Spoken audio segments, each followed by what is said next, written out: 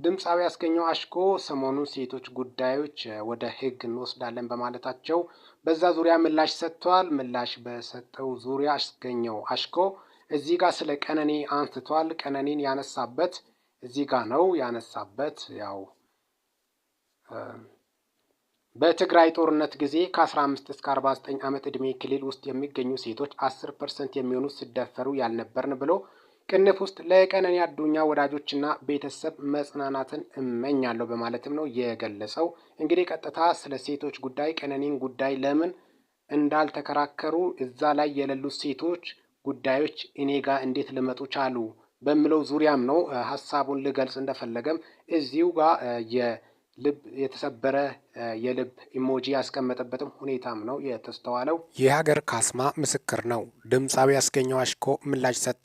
በመጀመሪያ ደረጃ ጽሁፌ ላይ ሁሉም ሴቶች የሚል የለም። ምንም አማርኛ አራተኛ ቋንቋ ቢሆንም ሴቶች ስል ከአንድ በላይ መሆናቸውን እንጂ ሁሉም ማለት እንዳይደለ ጠንቅቄ ያውቃለሁ። ስቀጥል አታብድም እንጂ አታፈቅርም የሚል ጽሁፍም በየትኛውም የፊት ገጽ ወይም ማህበራዊ ሚዲያ ላይ አላጋራውም። እንዲያውም ለሴቶች ድምፅ መሆኔን ነው የማውቀው። ዓለም ያልመሰከረላቸውን ጥንካሬ ነው የመሰከርኩላቸው። ወንድ ልጅ ሴት ልጅ ጥላው ስለሄደች ወይም ስለተከዳ ብቻ ሰማይ የተዘጋበት ሊመስለው ይችላል። አቂሉን ሊስት ሊያብድና ጨርቁን ጥሎ ጎዳና ሊወጣ ይችላል።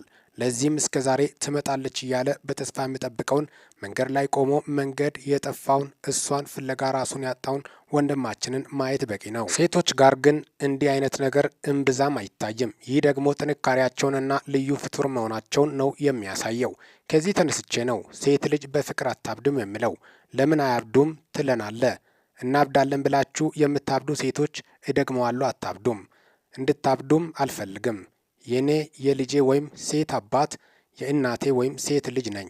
ማበድም ደግሞ የፍቅርም የጀግንነትም መግለጫም አይደለምና የወሰድኩባችሁ ክሬዲት ካለም በይፋ መልሻለሁ። ይቅርታዬንም ነው። ለምመለከተው ግን አንድ ነገር ማለት እፈልጋለሁ። ተደፍረው የተገደሉ ህጻናትን ዶሴ አቧራ ሳናራግፍ አክሱም ላይ በሂጃብ ምክንያት ከትምህርት ገበታ ስለታገዱ ሴቶች ዝምታችንን ሳንሰብር በትግራይ ጦርነት ጊዜ ከ15 እስከ 49 ዓመት ዕድሜ ክልል ውስጥ የሚገኙ ሴቶች 10% የሚሆኑ ሲደፈሩ ያልነበርን ለቀነኒ አዱኛ ወዳጆችና ቤተሰብ መጽናናትን እመኛለሁ። አታብዱም ተባልን ተብሎ መግለጫ ማውጣት ከየት ተማርን?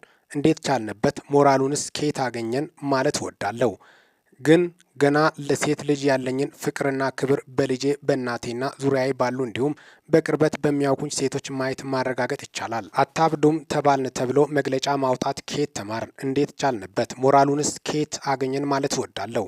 ግን ገና ለሴት ልጅ ያለኝን ፍቅር ክብር በልጄ በእናቴና ዙሪያዬ ባሉ እንዲሁም በቅርበት በሚያውቁልኝ ሴቶች ማየት ማረጋገጥ ይቻላል። የሀገር ካስማ ወይም ለሴቶች እኩልነት የተሰራ ሙዚቃ ምስክሬ ነው።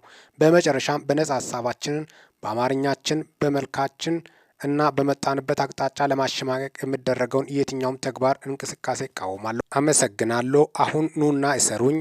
ሴት በፍቅር አታብድም አስጉ በማለትም ነው መልእክቱን ያስተላለፈው። ሚኪ ነኝ ከሚኪ ታቦር ኢንፎ። ይህንን ቻናል ሰብስክራይብ በማድረግ ወቅታዊና ታማኒ መረጃ አግኙ። ሰላም ቆዩልኝ።